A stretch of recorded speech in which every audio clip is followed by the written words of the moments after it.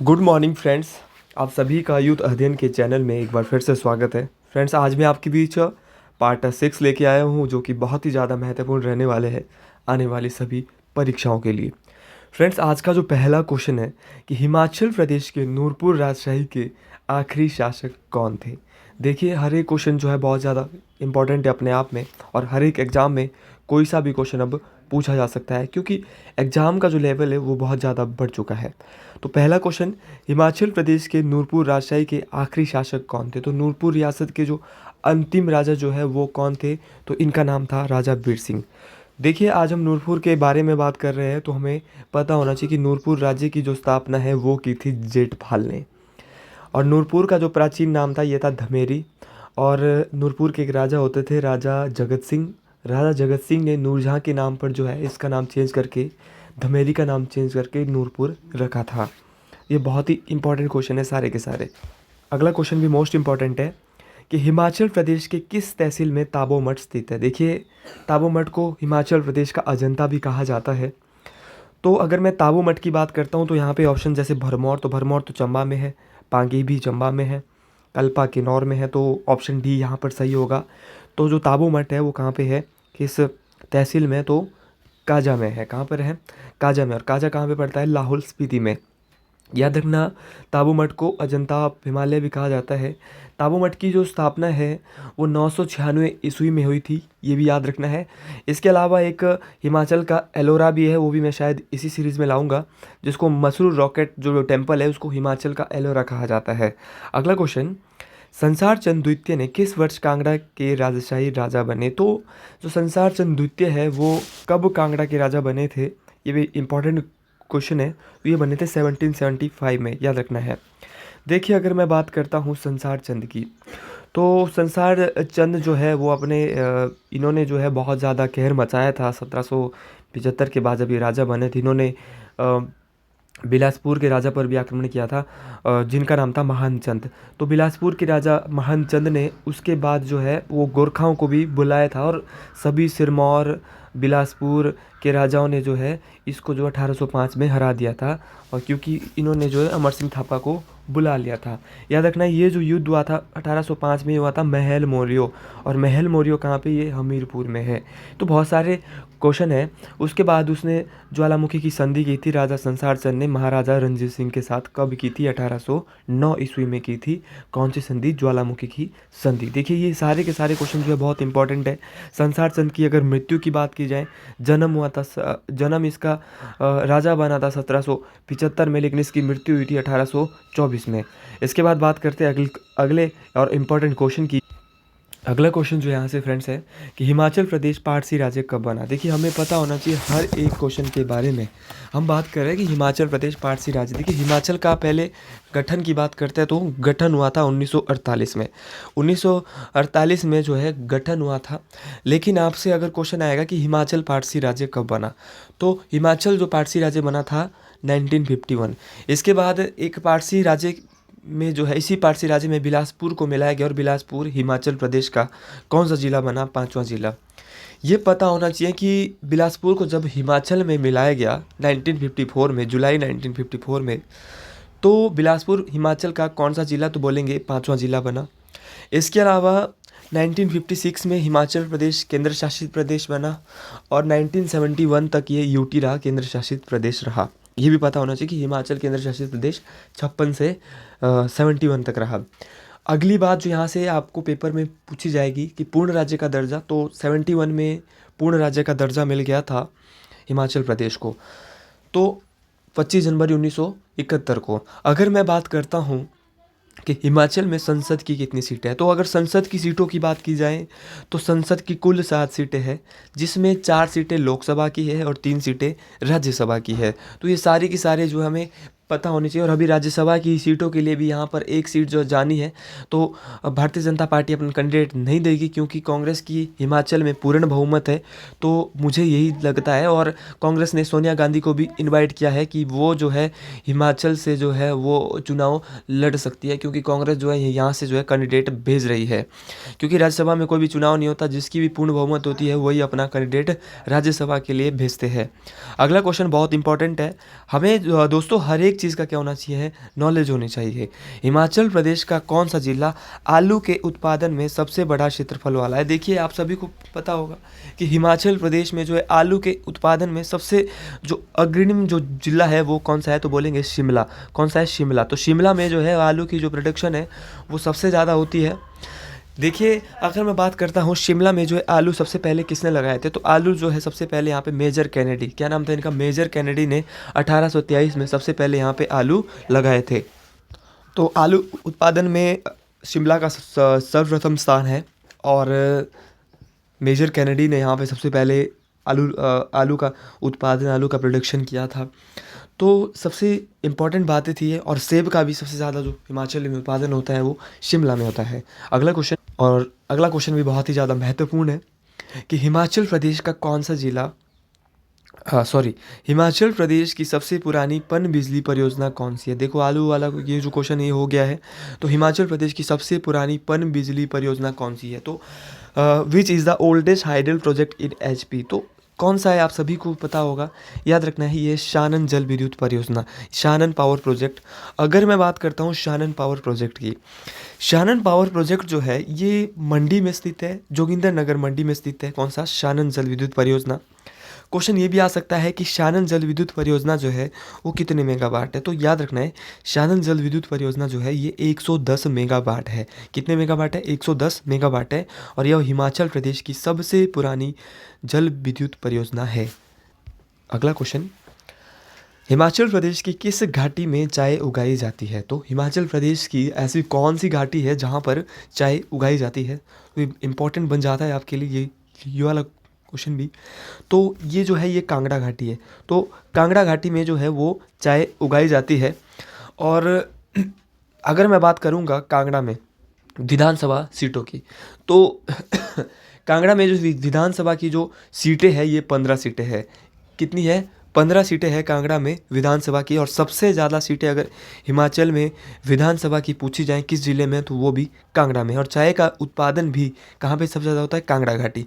अगर मैं बात करता हूँ यहाँ ऑप्शन में क्यारदा दून घाटी है, तो क्यारदा दून घाटी को पोंटा घाटी भी कहा जाता है। अगला क्वेश्चन भी बहुत ही ज़्यादा महत्वपूर्ण और इम्पॉर्टेंट है। मूलतः जामलू देवता थे, तो जामलू देवता जो है किसे कहा जाता था? तो जामलू देवता कहा जाता था ऋषि जमदग्नि। किसको? ऋषि जमदग्नि को जामलू देवता कहा जाता। देखिए ऋषि जमदग्नि की जो पूजा है वो कुल्लू के मलाना में की जाती है, और मलाना को ही विश्व का सबसे पुराना लोकतंत्र भी कहा जाता है। और जो यहाँ से जो इम्पोर्टेंट बात है वो ये है कि मलाना एक खुद नदी है, और मलाना नदी किसकी सहायक है? तो बोलेंगे ब्यास नदी की सहायक नदी है। तो मुख्यतः जो जामलू देवता है वो ऋषि जमदग्नि है, ये रेणुका माता के पति है और भगवान परशुराम जी के पिता है। तो बहुत सारी बातें हैं जो हमने मलाना के बारे में पढ़ी। देखिए हम एक क्वेश्चन के साथ बहुत सारी चीज़ें रिवाइज कर लेते हैं, और मेरा मानना यही होता है कि हमारी वीडियो बहुत छोटी होती है, 20 मिनट से भी कम की होती है, तो थोड़ा सा समय आप दे सकते हैं इसको। और मेरा मानना ये है कि अगर आप ये क्वेश्चन देख रहे हैं पेपर में जाने से पहले इन वीडियो को शेयर भी कीजिएगा, सभी का फ़ायदा होना चाहिए भाई, बहुत ज़्यादा फ़ायदा होने वाला है। ये वो क्वेश्चन है जो एग्ज़ाम के पॉइंट ऑफ व्यू से जो प्रीवियस ईयर जो परीक्षाओं में पूछे गए हैं। किस मंदिर को हिमाचल प्रदेश का एलोरा कहा जाता है? देखिए ये भी बहुत महत्वपूर्ण है कि हिमाचल प्रदेश का एलोरा किस मंदिर को कहा जाता है। मैंने थोड़ी देर पहले ही बताया था, हिमाचल का अजंता ताबो मठ, जिसकी स्थापना 996 ईस्वी में हुई थी, और ये लाहौल स्पीति में है। तो आपको हिमाचल प्रदेश का एलोरा बताया, और मैंने वहाँ पे बताया था कि मसरूर मंदिर जो कि कहाँ पे है? कांगड़ा में, इसको हिमाचल प्रदेश का एलोरा कहा जाता है। इसके अलावा ऑप्शन में यहाँ पे नैना देवी है। नैना देवी का जो मंदिर है ये कहाँ पे है? ये बहुत इंपॉर्टेंट है। तो नैना देवी का मंदिर बिलासपुर में है। मैंने अपने पिछले वाले सीरीज़ में पार्ट 1, 2, 3, 4 में बहुत बार इसकी बात की है। नैना देवी विधानसभा क्षेत्र भी है, नैना देवी का मंदिर भी है जिसे पेंट्रूप स्टाइल में बनाया गया है। मृकुला देवी मंदिर लाहौल स्पीति में, ब्रजेश्वरी मंदिर कांगड़ा में है।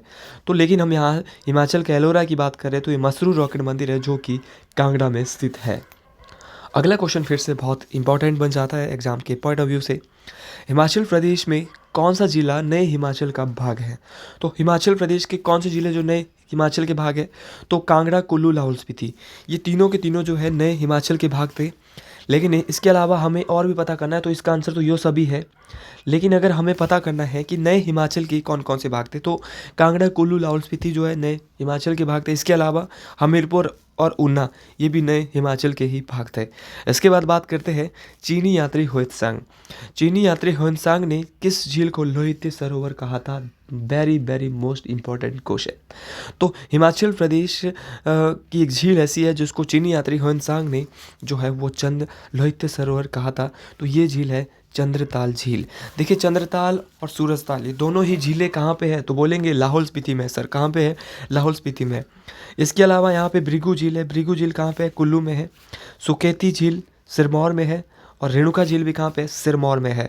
लेकिन जो चीनी यात्री हुइत्सांग ने लोहित सरोवर कहा था किस झील को? चंद्रताल झील को। और रेणुका की बात करते हैं, ये सबसे बड़ी हिमाचल की प्राकृतिक झील है।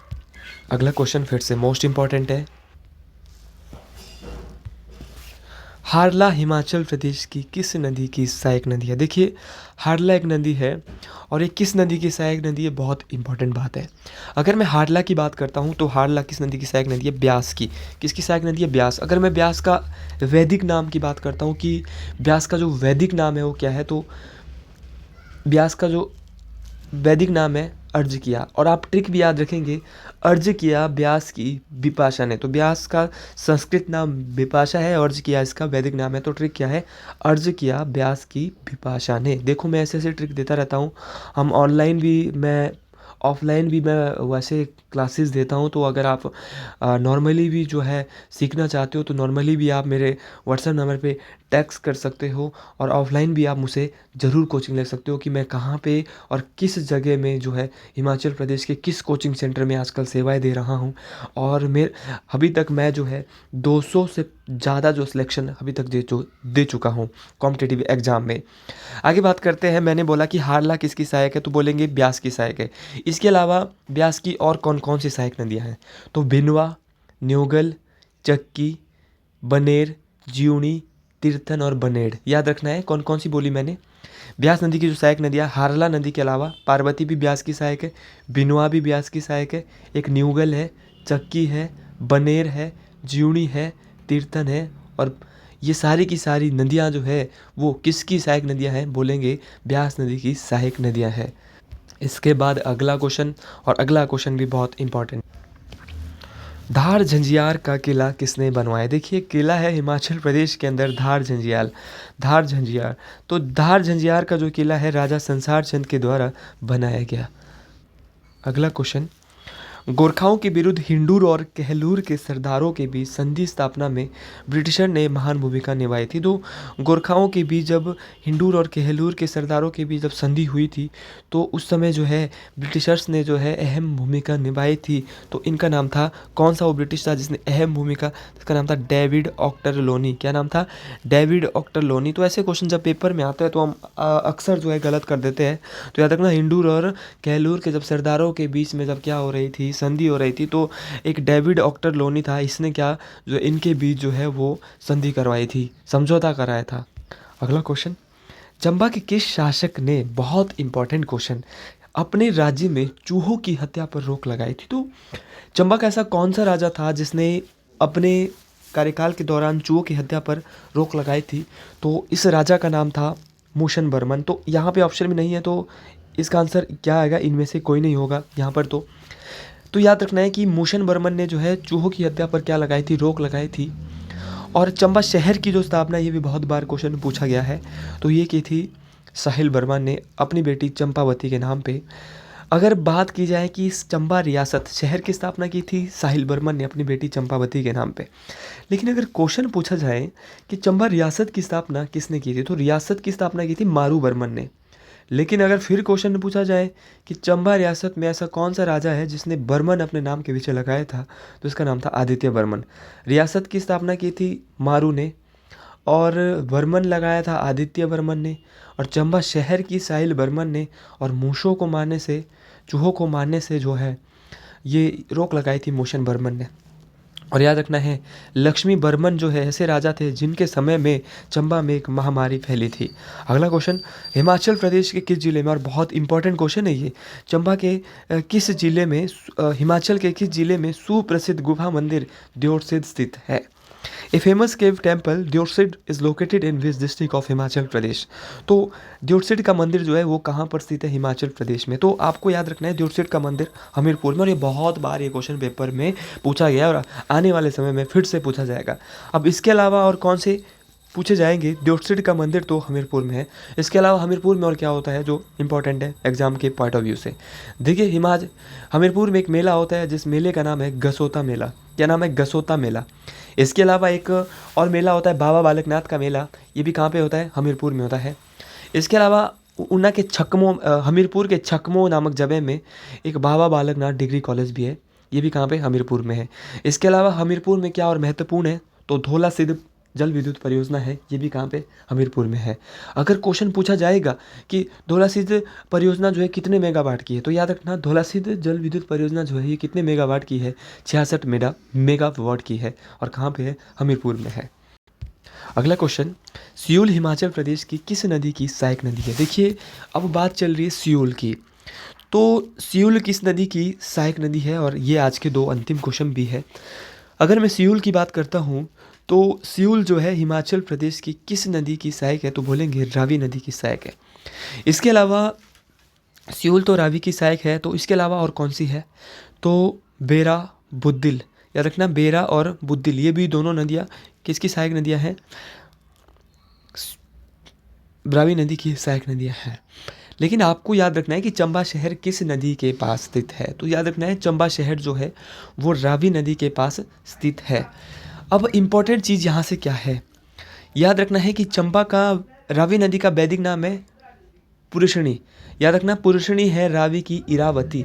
पुरुषणी है रावी की इरावती। तो इरावती इसका क्या है? संस्कृत नाम। ट्रिक क्या है? पुरुषणी है रावी की इरावती। और व्यास के लिए क्या था? अर्ज किया व्यास की बिपाशा ने। अर्ज किया व्यास की बिपाशा ने। और रावी के लिए पुरुषणी है रावी की इरावती।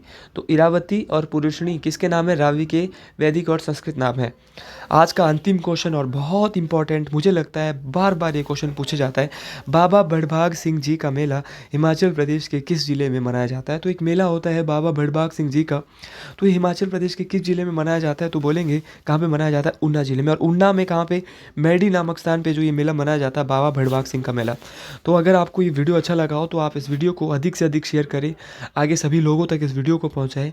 और आगे आप हमें बताएं या ये सीरीज़ अभी कंटिन्यू करनी है, इसके कितने पार्ट तक। मेरे पास बहुत सारे क्वेश्चन पेपर है, ये सीरीज़ तो मैं कंटिन्यू चलाऊँगा। इसके अलावा आपको और जीके में क्या कंटेंट आपको आवश्यकता है तो आप ये मुझे बिल्कुल कमेंट बॉक्स में बताएं। और आज के लिए आगे लेता हूँ, आप इस वीडियो को आगे शेयर करें, लाइक करें अगर आपको ये वीडियो ये सीरीज़ आपको अच्छी लग रही हो। धन्यवाद।